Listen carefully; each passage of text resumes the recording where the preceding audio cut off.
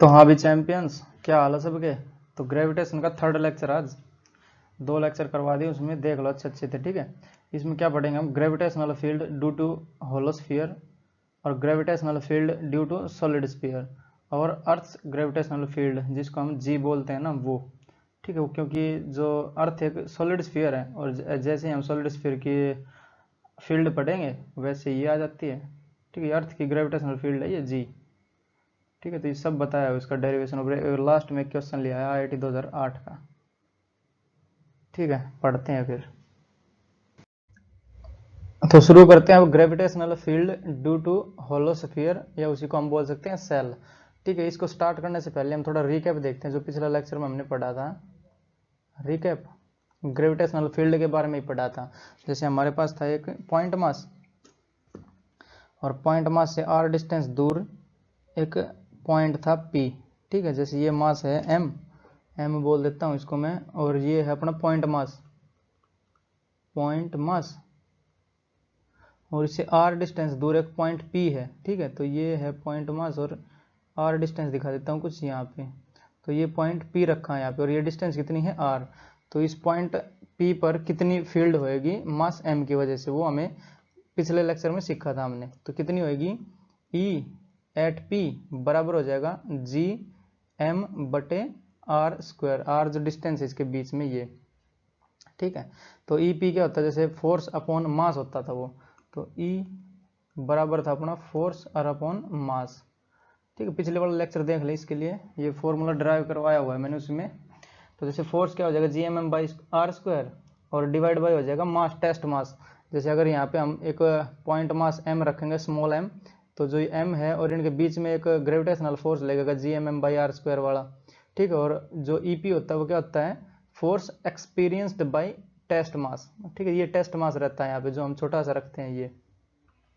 तो ये हमने कल के लेक्चर में सब पढ़ लिया था। तो आज हम शुरू करेंगे किससे, अपना सेल से, ठीक है। तो मैं सेल बना लेता हूँ यहाँ पे एक, सो दैट कि आसानी हो जाए समझने में भी।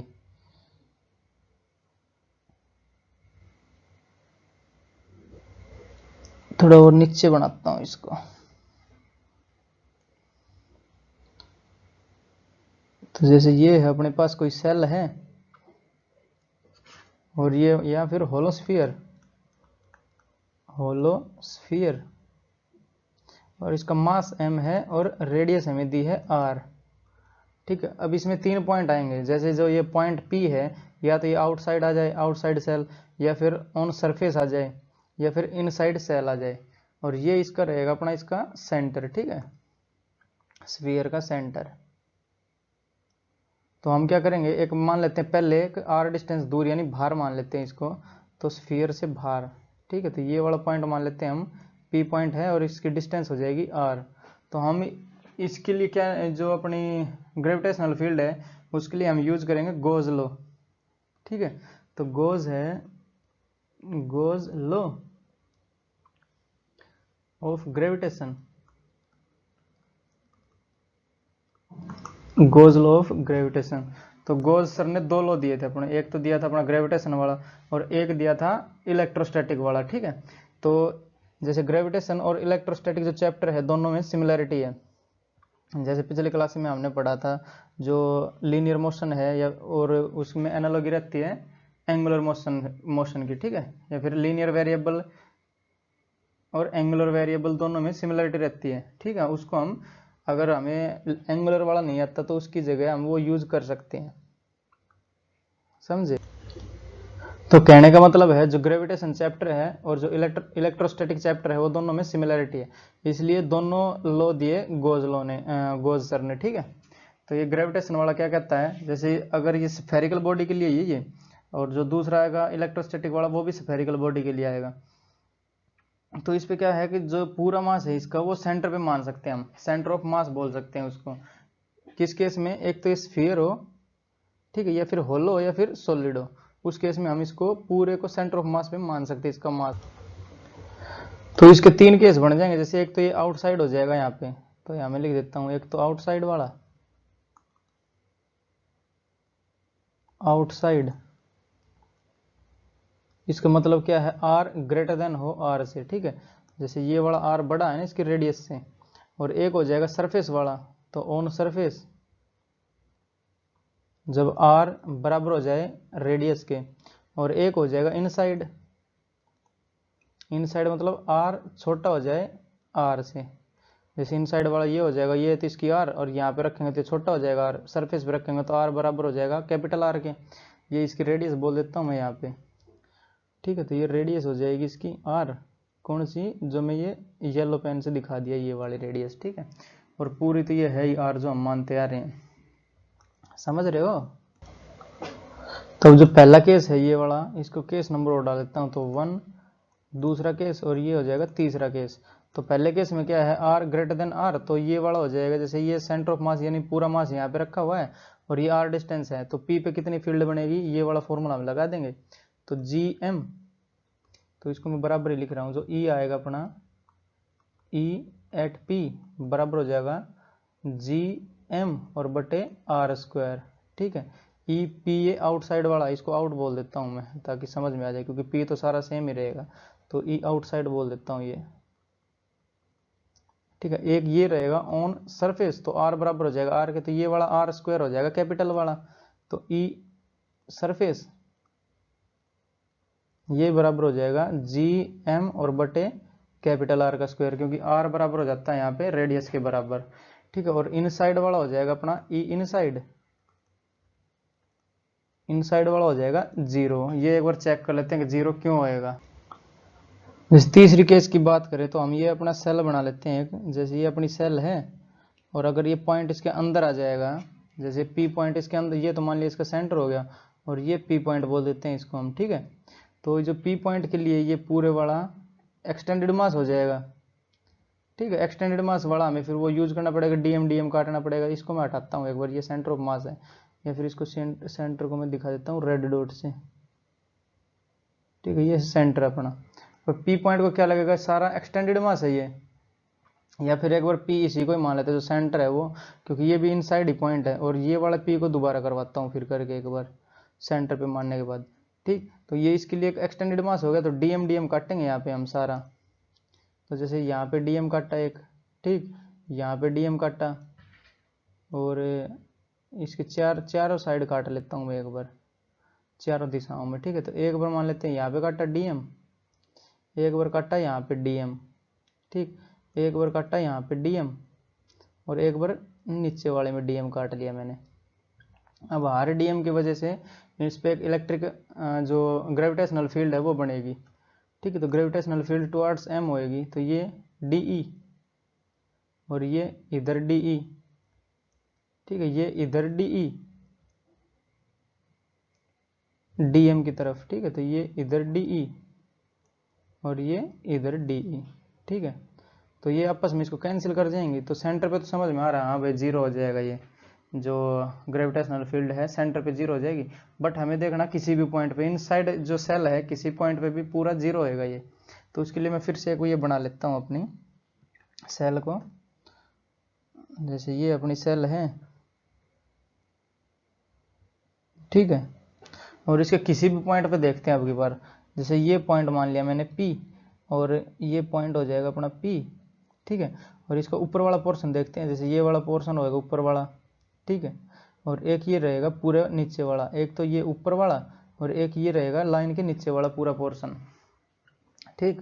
तो इसमें क्या है, इसमें डीएम डीएम कटेंगे, इसमें भी डीएम डीएम कटेंगे सारे, तो मान लेते हैं डीएम डीएम डीएम डीएम और ये नीचे डीएम, ठीक।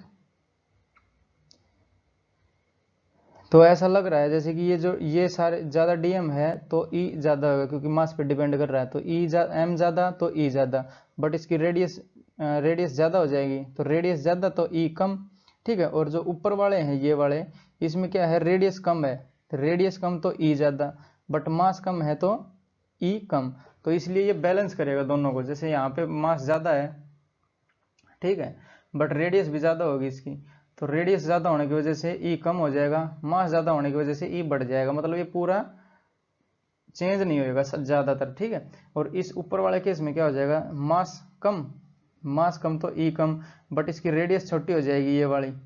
रेडियस छोटी तो ई ज़्यादा, मतलब नो चेंज आएगा इसमें। ठीक है, ये मतलब जितना ऊपर इधर इतना और इतना ही नीचे रहेगा ये, तो ये दोनों आपस में कैंसिल हो जाएंगे, क्योंकि यहाँ पे आर छोटी हो जाएगी और ये आर बड़ी हो जाएगी, समझ रहे हो। तो ये ऊपर वाला और नीचे वाला दोनों कैंसिल हो जाएंगे, एक दूसरे को एक कैंसिल कर देंगे। ठीक है, तो यहाँ पे भी जो इनसाइड पॉइंट है वहाँ पे 0 ही रहेगी, ई इनसाइड बराबर हो जाएगा 0, होलो स्फीयर या फिर सेल, ई इनसाइड सेल। ठीक है, तो ये केस थे 3 होलो स्फीयर में। और जो ये मास डिस्ट्रीब्यूशन है, जैसे ये एक तो अपना सेल है, तो ये जो सिमेट्री है ना चारों ओर बस एक सेम है, मतलब कहीं ज़्यादा कहीं कम नहीं है। ठीक है, ये सारा समान है। ठीक, तो ये वाला ऐसा होएगा तभी ये 0 होएगी। अगर ये वेरिएबल हो गया, जैसे यहाँ पे ज़्यादा हुआ, यहाँ पे कम हुआ, यहाँ पे ज़्यादा यहाँ पे कम, तो ये वैलिड नहीं रहेगा, इसके लिए सारी 0 नहीं होएगी फिर अंदर इनसाइड। ठीक है, तो सिमेट्री होनी चाहिए इसके लिए, तब इनसाइड में 0 होएगा सेल में। तो इसका ग्राफ बनाते हैं चल के। तो ग्राफ है ये इसका ई वर्सेस डिस्टेंस का। ठीक है, तो ये यहाँ पे जो वाई एक्सिस है ये ई है, और जो ये है अपनी ये डिस्टेंस है एक्स एक्सिस, या फिर जो आर हमें दिया रहता है वो है। ठीक है, तो ये तो इसकी हो जाएगी रेडियस आर के बराबर, तो मैं इसको रेडियस लिख देता हूँ एक बार। तो ये रेडियस आर के बराबर, और जो ये वाला रीजन है ये है इनसाइड वाला जो यहाँ तक आ रहा है, तो मैं इसको दिखा देता हूँ एक बार येलो पेन से ही। तो ये वाला जो रीजन है कौन सा, ये वाला, ये है इनसाइड जो स्फीयर अपना होलो स्फीयर, ये इनसाइड है, तो यहाँ पे मैं लिख देता हूँ इनसाइड। ठीक है, और जो ये वाला पॉइंट है ये वाला, ये है आर बराबर आर यानी सरफेस पे, तो मैं इसको थोड़ा नीचे लिख रहा हूँ यहाँ पे, आर बराबर है आर के, क्योंकि सरफेस का पॉइंट हो जाएगा ये। और जो ये वाला रीजन हो गया ये आउटसाइड का हो गया, क्योंकि ये स्फीयर के आउट आ गया ना, तो ये हो जाएगा अपना आउटसाइड रीजन। ठीक है, तो हमने जो ई देखा, ई इनसाइड तो था 0, तो यहाँ पे एक बार लिख देता हूँ मैं, ई इनसाइड बराबर था 0, ई सरफेस ये बराबर था जी एम और बटे R square, capital R square, और ई आउटसाइड, आउटसाइड कितना था जी एम और बटे जो डिस्टेंस है उनके बीच की, यानी R square small R square. ठीक है, तो ई इनसाइड पहले वाला रीजन इनसाइड ये तो 0 है, तो ये वाली लाइन तो सीधी आ जाएगी यहाँ पे 0, जो कि मैं रेड पेन से दिखा देता हूँ इसको। ये तो हो जाएगी अपनी 0 वाली लाइन रेड से जो दिखाई है, और उसके बाद सडनली कांस्टेंट हो जाएगी एक टर्म, तो ये इस जो ये वाला है अपना सरफेस वाला यहाँ पे बढ़ेगी एक, तो इसको मैं दिखा देता हूँ ब्लू से। ठीक है, तो मान लेते हैं ये कुछ यहाँ तक जाएगी इसकी। ठीक है, तो जो ये वाला पॉइंट है अपना, ये वाला पॉइंट हो जाएगा जी एम और बटे आर स्क्वायर, एक कांस्टेंट तक बढ़ती है ना, और उसके बाद क्या है ई आउटसाइड इनवर्सली प्रोपोर्शनल हो जाता है आर स्क्वायर के। तो जैसे ये ई है, ये ई है जो इनवर्सली प्रोपोर्शनल हो गया आर स्क्वायर के। ठीक है, ये वाला जैसे जी एम तो कांस्टेंट है, अगर प्रोपोर्शनल का निशान लगाएं तो 1/r स्क्वायर के प्रोपोर्शनल होएगा। इसका क्या मतलब, जैसे r को 2 गुना कर रहे हैं तो e 4 गुना कम हो रहा है, जैसे ये r 2 गुना करेंगे तो 1/4 हो जाएगा ना, तो e तो 1/4 हो जाएगी, 4 गुना कम होएगी। तो जो स्क्वायर वाला है अपना 1/x स्क्वायर वाला, वो वाला है जो तेजी से फॉल करेगा, ये वाला जो इसका ग्राफ हो जाएगा, ये तेजी से फॉल करेगा, बट ये टच करेगा इसको इन्फिनिटी पे, यहाँ पे टच नहीं कर सकता इसको, क्योंकि इन्फिनिटी अगर यहाँ पे रखेंगे तो इन्फिनिटी का स्क्वायर इन्फिनिटी, और 1/इन्फिनिटी हो जाएगा 0, तो इन्फिनिटी के जाके ऊपर ये कि इसकी वैल्यू 0 होगी, मतलब इसको कहीं पे टच करेगा जाके इन्फिनिटी पे। ठीक है, यहाँ पे टच नहीं कर सकता ये, तो ये तेजी से गिरता हुआ ग्राफ है, इसमें नहीं लग रहा होगा बट ये तेजी से गिरता हुआ है, और ये टच नहीं करेगा इसको। तो इसको फिर से बना देता हूँ एक बार, तो कुछ इस प्रकार से है ये। ठीक है, और ये करेगा टच इन्फिनिटी पे जाके। तो ये था अपना ई वर्सेस डिस्टेंस का ग्राफ, किसमें, सेल में या फिर होलोस्फीयर में। तो ये मैं बोल देता हूँ यहाँ किसको, होलोस्फीयर, होलोस्फीयर। ठीक है, तो अब बढ़ते हैं सॉलिड स्फीयर की ओर। तो gravitational field due to solid sphere, तो मैं एक यहाँ पे सॉलिड स्फीयर बना लेता हूँ अपना, ठीक है। तो जैसे ये है अपना कोई सॉलिड स्फीयर, ऊपर बनाता हूँ थोड़ा, ये हो जाएगा अपना कोई सॉलिड स्फीयर, इसमें लिख देता हूँ सॉलिड स्फीयर, सॉलिड स्फीयर, ठीक है। इसका मास m है और रेडियस हमें r दी हुई है, और हमसे पूछा है एक तो आउटसाइड पॉइंट हो जाए, एक इस पे सरफेस पे हो जाए, एक इनसाइड हो जाए, तो इन पे तीनों पे ग्रेविटेशनल फील्ड बतानी है हमें। तो यहाँ पे ये सेंटर ऑफ मास बोल देता हूँ इसको मैं, और सेंटर से r डिस्टेंस पे कोई पॉइंट p है, ठीक है, और ये डिस्टेंस हो जाएगी अपनी r। तो हमें इसके हिसाब से p पे ग्रेविटेशनल फील्ड बतानी है कितनी होगी, तो goes law of gravitation use करेंगे यहाँ पे। तो using goes law of gravitation, goes law of gravitation,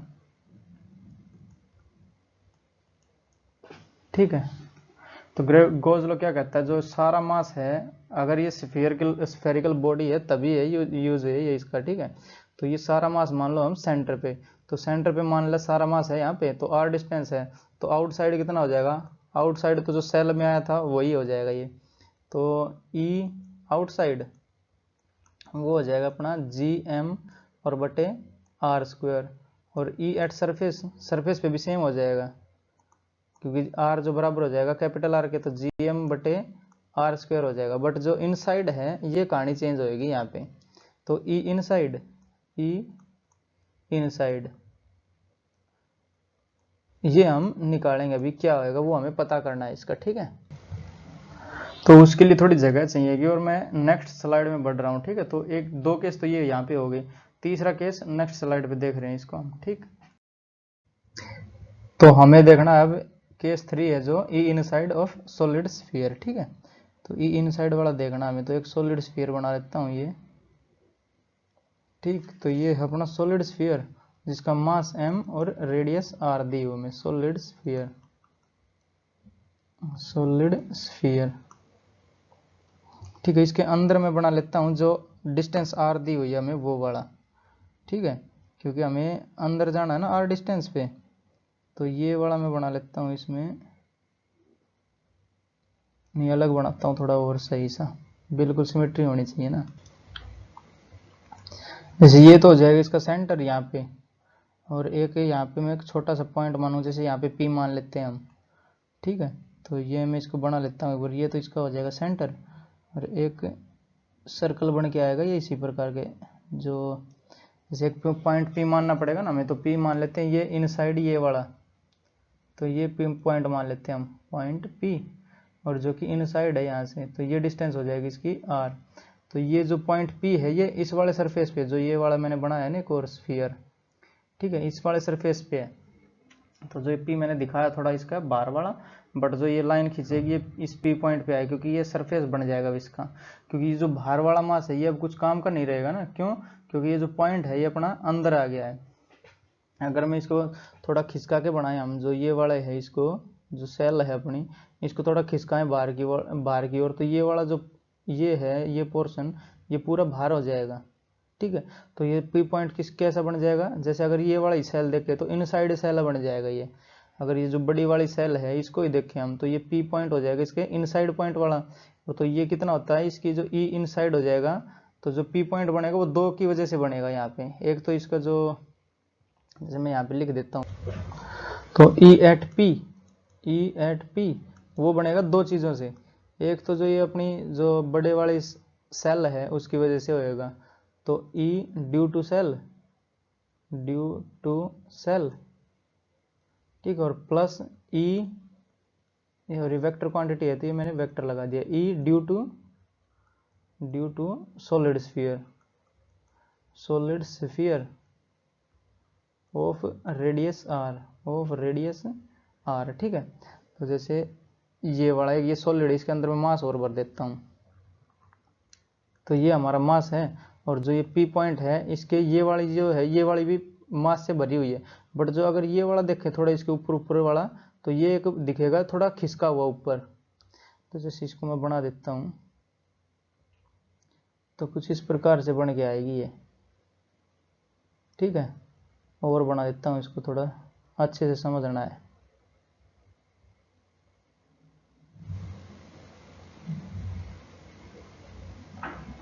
ठीक है, तो कुछ इस प्रकार से दिखेगी हमें।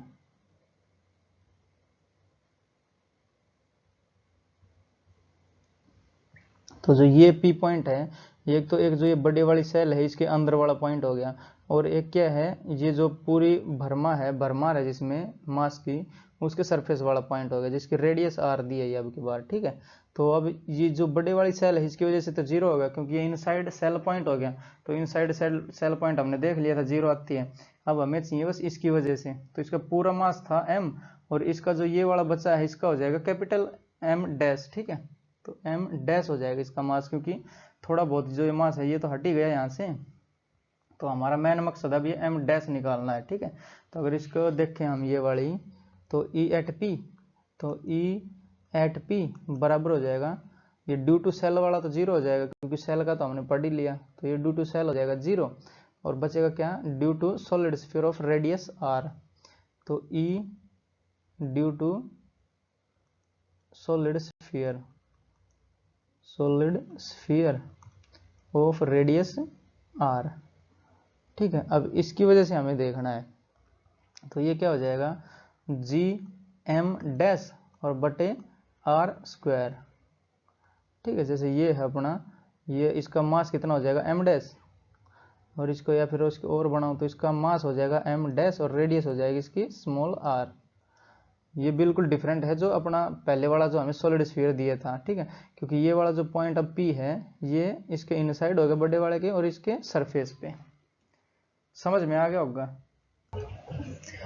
देखो जो ये मटेरियल है ये तो सबके लिए सेम है। ठीक है, तो जो पहले वाला इसका रो, ठीक है, जो मटेरियल है वो बराबर रहेगा इस वाले के, तो रो देख लेते हैं पहले वाले के लिए कितना है, रो बराबर हो जाएगा अपना मास अपॉन वॉल्यूम।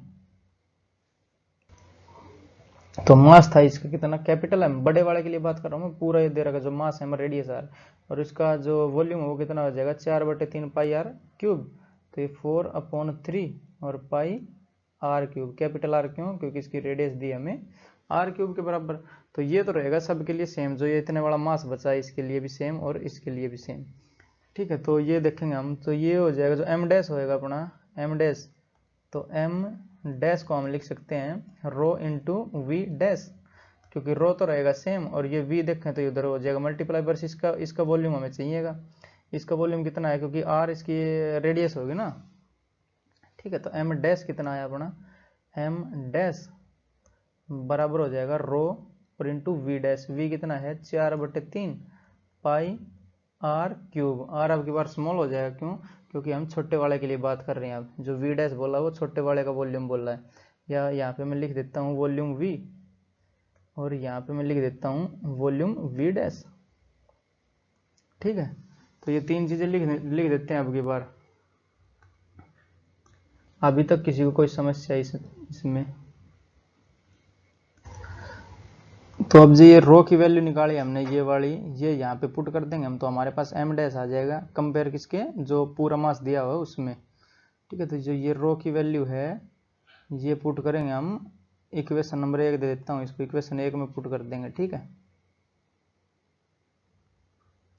तो एम डैश निकल के आएगा अपने पास, तो मैं यहाँ से यहाँ कर दे रहा हूँ इसको, तो एम डैश बराबर हो जाएगा, रो कितना है M by 4/3 pi capital R cube, और इंटू ये तो रो हो गया, और वी कितना है 4/3 पाई और आर क्यूब, छोटे वाला आर।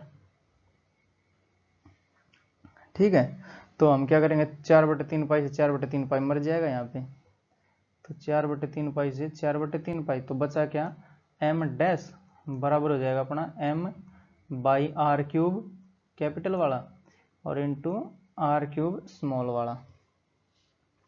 तो हमें एम डैश ही निकालना था, जैसे ये एम डैश है तो ई एट पी आ जाएगा अपना, तो ई एट पी कितना है, ई एट पी बराबर हो जाएगा अपना जी एम डैश, तो एम डैश की जगह एम बाई आर क्यूब और इंटू आर क्यूब छोटे वाला और डिवाइड बाई ये वाला आर स्क्वायर ये वाला।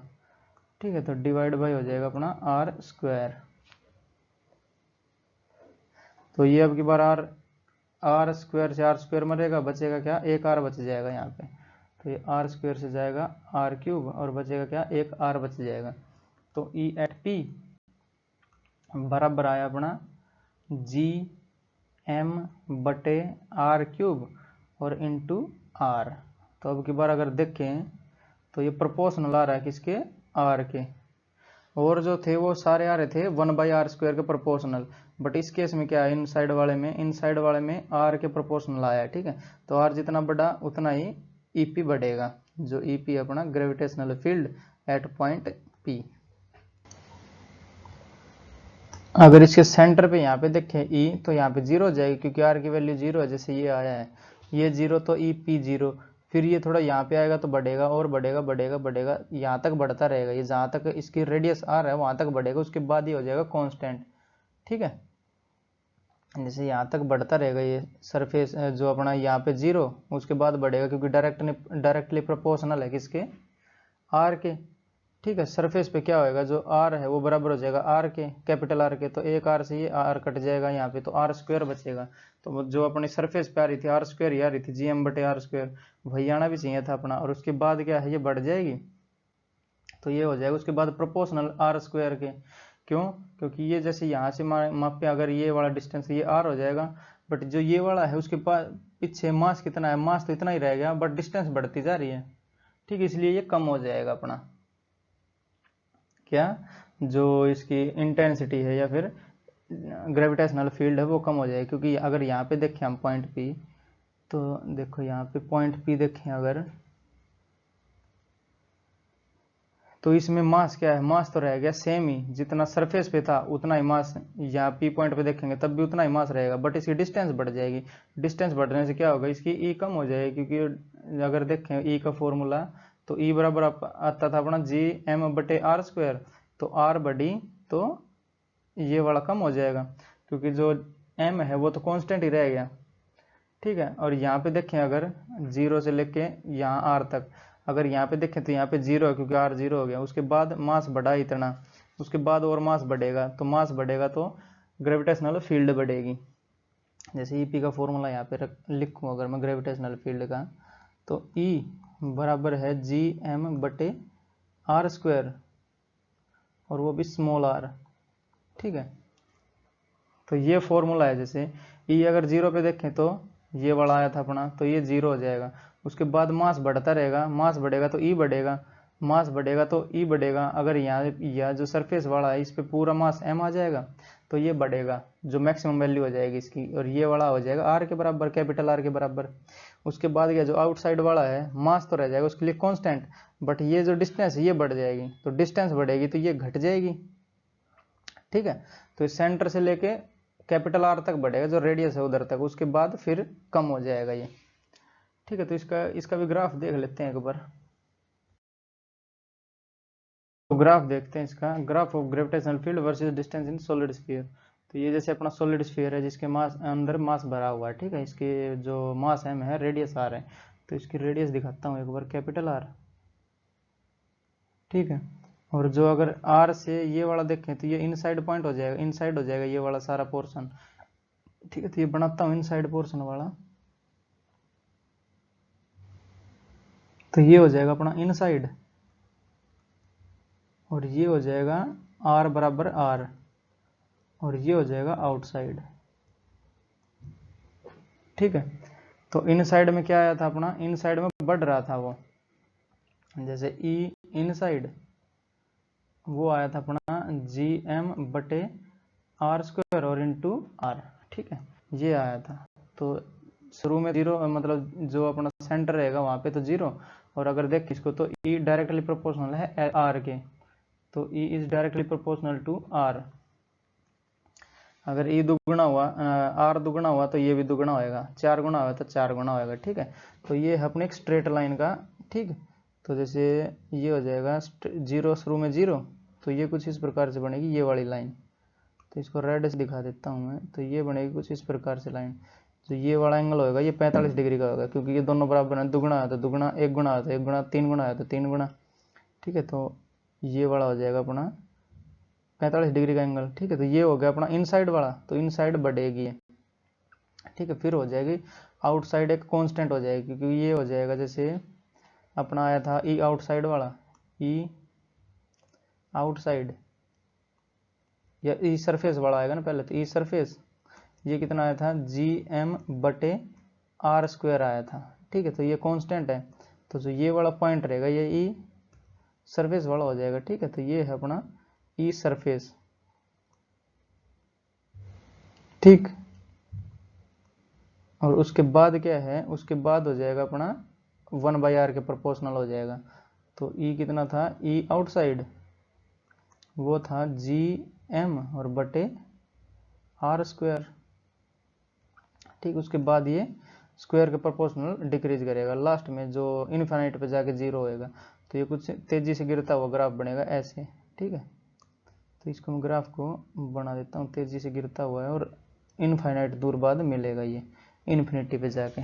ठीक है, तो ये अपना पोर्शन हो जाएगा ये वाला, ये हो जाएगा सरफेस वाला, और ये हो जाएगा इनसाइड का। तो ये स्ट्रेट लाइन बनेगी, जैसे स्ट्रेट लाइन की इक्वेशन होती है ना, y equal to M X और प्लस सी। ठीक है, तो सी एक कांस्टेंट है, तो m इसका स्लोप हो गया, तो y किसके प्रोपोर्शनल हुआ, x के।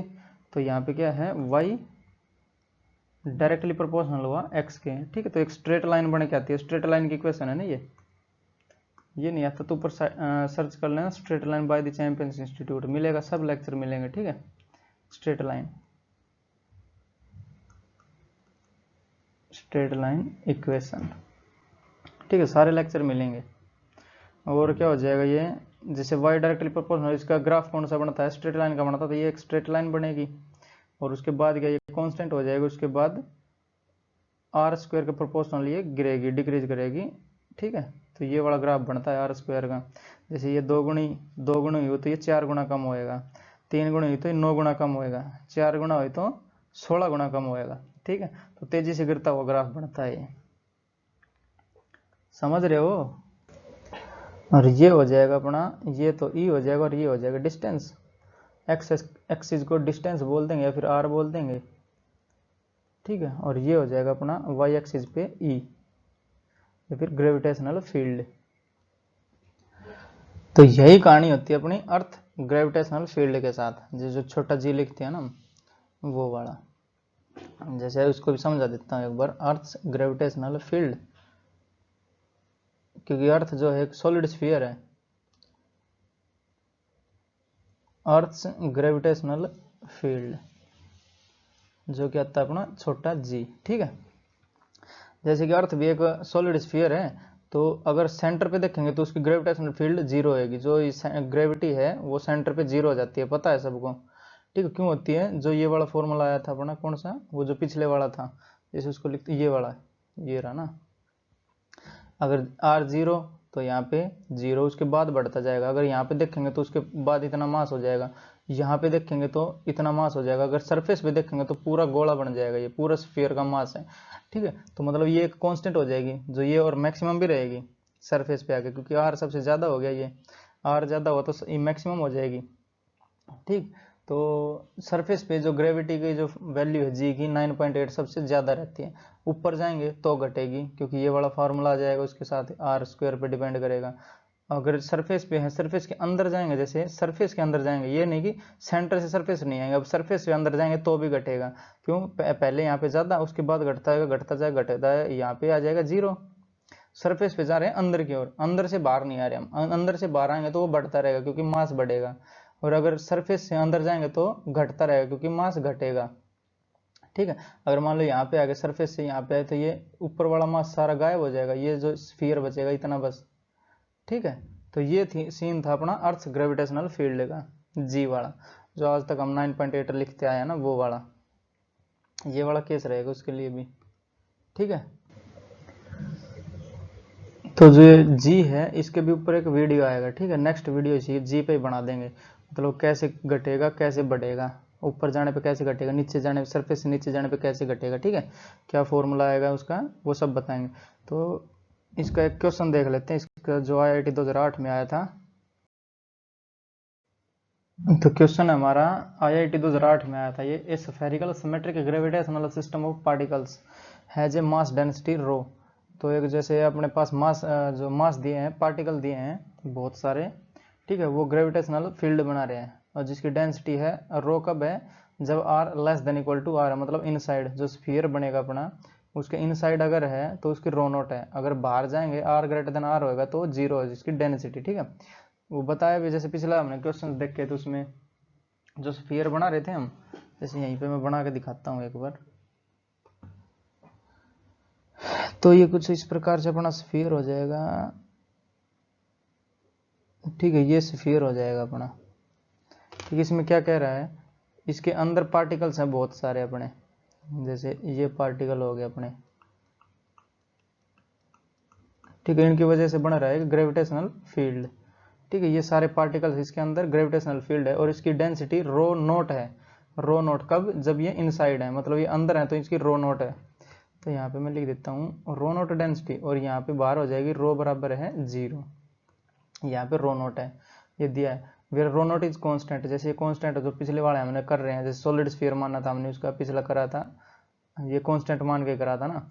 ए test mass can undergo circular motion under the influence of gravitational field. तो एक टेस्ट मास है, मान लेते हैं कहीं पे भी हो सकता है वो टेस्ट मास, या तो इसके अंदर होएगा या फिर सरफेस पे होएगा या फिर बाहर होएगा, ठीक है। तो ये और ये टेस्ट मास है,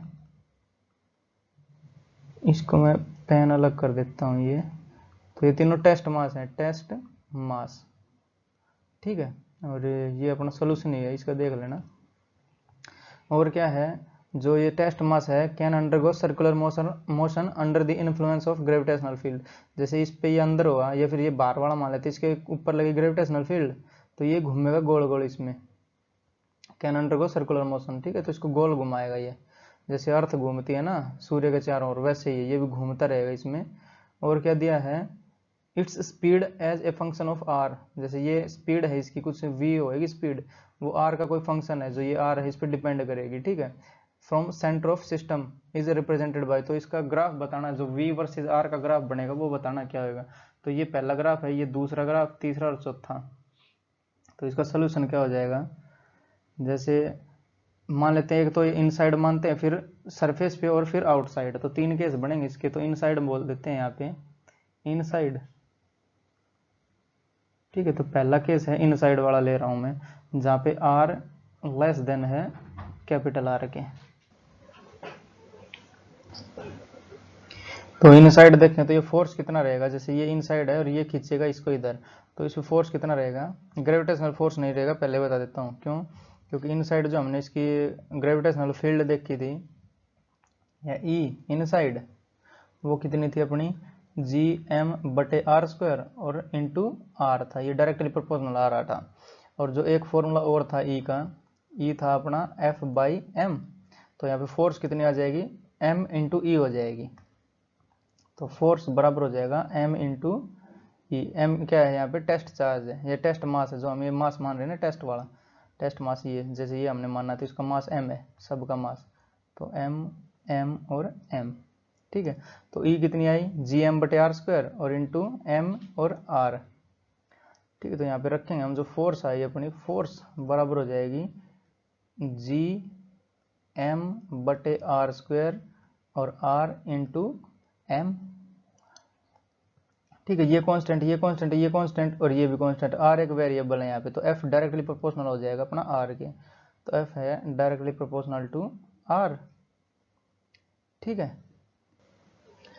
तो जो ये वाली फोर्स रहेगी, ये वाली फोर्स यही इसको सर्कुलर मोशन करवाएगी, ठीक है। तो जो सर्कुलर मोशन यानी सेंट्रीपिटल फोर्स बन जाएगी ये।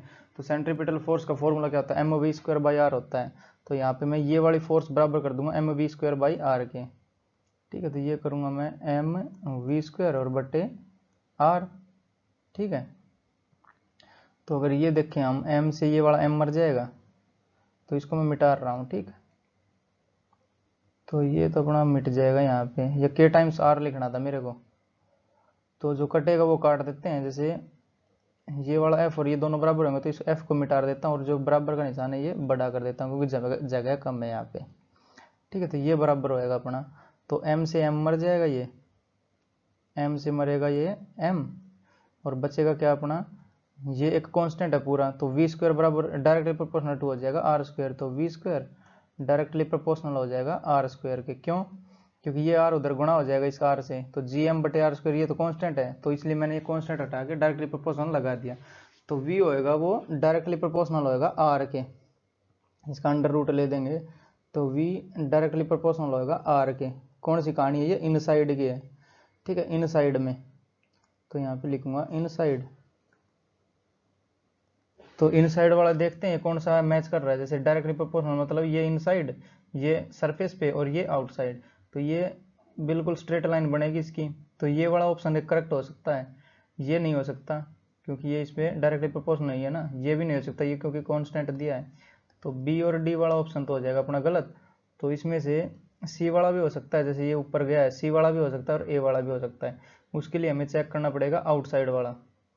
जैसे ये तो सेम ही है, आर आर वाला तो सेम है, आउटसाइड वाला एक कांस्टेंट है और एक गिर रहा है ये, ठीक है, मतलब कुछ आर के प्रोपोर्शनल है, इनवर्सली प्रोपोर्शनल है, और ये कांस्टेंट है। तो इसमें दोनों में से चेक करना पड़ेगा हमें आउटसाइड वाला, क्योंकि ये वाली तो सेम ही दिख रही है। तो आउटसाइड वाला केस और लेते हैं यहाँ पे। तो केस 2 हो जाएगा अपना आउटसाइड वाला। आउटसाइड, तो आउटसाइड में जो अपना फोर्स जो ई आई थी अपनी और उससे फोर्स निकलेगा, तो जी एम बटे आर स्क्वायर आया था वो, ठीक है, ई।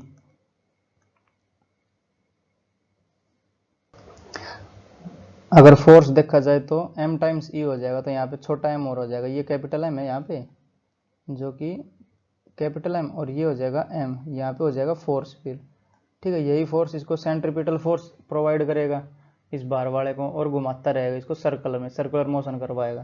तो इस सर्कुलर मोशन का जो इक्वेशन हो जाएगी वो क्या हो जाएगी, जो सेंट्रीपिटल फोर्स है वो वाले m v स्क्वायर और बटे r, ठीक है। तो m से m मर जाएगा, ये m से m मरेगा, और एक r से मर जाएगा एक r।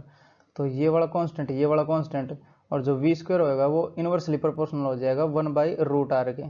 तो यहाँ से देखते हैं हम, तो v स्क्वायर बराबर हुआ gm और बटे r के, और यहाँ से देखें अगर तो v इनवर्सली प्रोपोर्शनल हो जाएगा 1/√r के, ठीक है। तो v इनवर्सली प्रोपोर्शनल है 1/√r के, ठीक है। तो अब ये देखते हैं जो आउटसाइड है वो इनवर्सली प्रोपोर्शनल आ रहा है आर के। तो इस केस में ये तो गलत है ही पहले, क्योंकि पहले वाला मैच नहीं करा, ये भी गलत है, पहले वाला मैच नहीं करा। दूसरे क्या जो ए वाला है इसमें, ये पहले वाला तो ठीक है, बट ये गलत हो जाएगा क्योंकि ये कांस्टेंट दे रहा है इसमें वी, मतलब आर और वी दोनों कांस्टेंट, आर कुछ भी रख दो वी कांस्टेंट रहेगा, बट ये तो हो नहीं सकता ना, क्योंकि ये जो 1/इनवर्सली प्रोपोर्शनल है ये वाला बनता है, जो कि हमने पिछले क्वेश्चन में देखा भी है। तो सी वाला करेक्ट ऑप्शन हो जाएगा इसका, ए भी गलत हो जाएगा, ठीक है। तो ये अपना आंसर हो जाएगा इसका। तो IIT 2008 में आया था, सिंपल सा क्वेश्चन था, ठीक है। तो रोकते हैं लेक्चर को यहीं पे, पढ़ाई करते रहें, ऑल दी वेरी बेस्ट। और इसके सारे क्वेश्चंस लगा लो, ना आए तो कमेंट करना कोई, ठीक है। HC वर्मा सर की किताब उठाओ, सारे क्वेश्चंस लगा देखो इसके, ठीक है, करते रहो पढ़ाई।